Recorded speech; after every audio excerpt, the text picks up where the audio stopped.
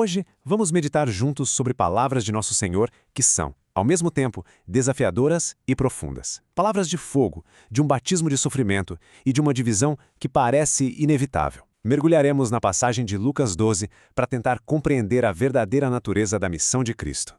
Essa afirmação é forte, não é? Vinda justamente daquele que foi anunciado como o príncipe da paz. Isso cria um paradoxo que pode nos deixar bem desconcertados. Como assim? O portador da paz veio trazer a divisão? Essa aparente contradição, na verdade, é a chave para a gente entender uma verdade muito mais profunda sobre o reino de Deus.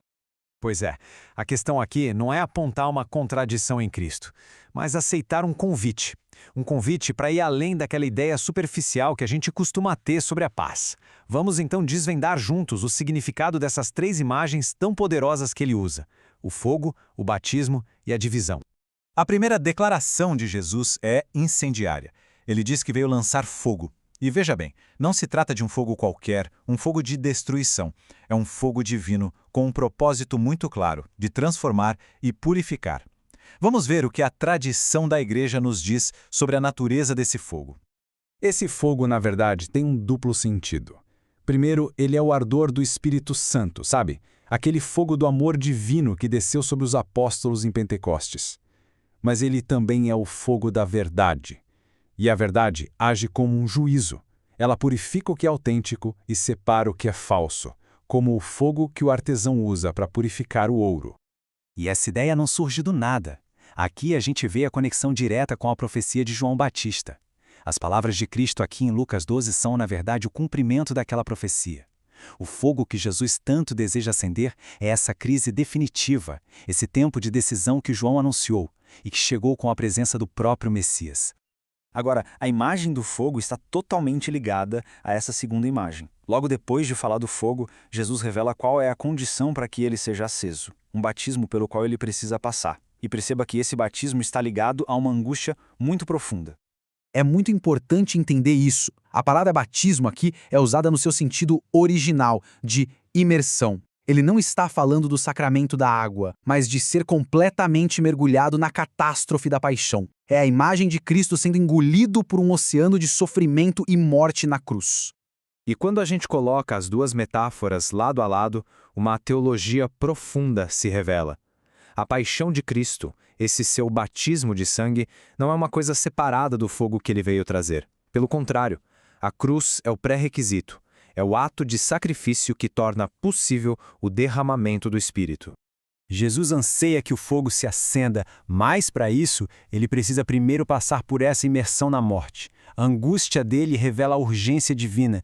É através do seu sacrifício que o fogo do Espírito Santo pode finalmente ser derramado sobre a humanidade em Pentecostes. Em outras palavras, a cruz acende a chama. E aqui chegamos na consequência talvez mais difícil de digerir.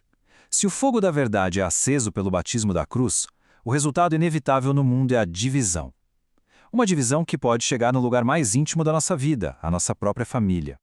É aqui que aquele paradoxo do começo se resolve. A paz que Cristo traz não é a paz do mundo, aquela harmonia superficial que muitas vezes prefere ignorar a verdade para não ter briga. A verdadeira paz é a tranquilidade da ordem na alma, nasce da nossa submissão a Deus. E isso exige uma batalha espiritual, não é ausência de luta, mas força para lutar o bom combate.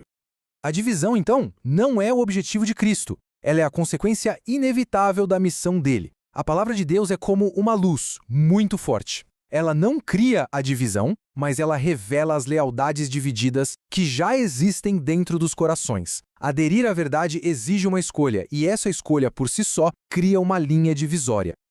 Então, vamos juntar todas as peças. As metáforas do fogo, do batismo e da divisão não são ideias separadas, soltas. Elas são, na verdade, três faces de uma única realidade, a crise de salvação, que começou com a vinda de Cristo ao mundo. Essa tabela resume bem a nossa meditação. O fogo que purifica, o fogo do Espírito, é aceso pelo batismo de sacrifício na cruz. E a aceitação desse dom exige uma lealdade total a Cristo que, inevitavelmente, causa divisão no mundo. Para quem é discípulo, isso significa aceitar ser purificado, unir-se à cruz e viver o Evangelho com coragem.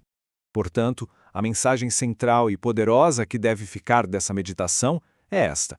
O caminho cristão não nos promete uma vida fácil, livre de conflitos. Promete algo infinitamente maior, a presença vitoriosa de Deus no meio da batalha, a paz que o mundo não pode dar. E assim, essa análise das Escrituras se torna uma pergunta bem pessoal, um convite à meditação.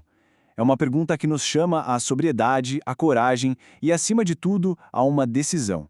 Um convite para a gente abraçar a vida de discípulo por inteiro, sem ilusões, mas com a esperança que só pode brotar da cruz.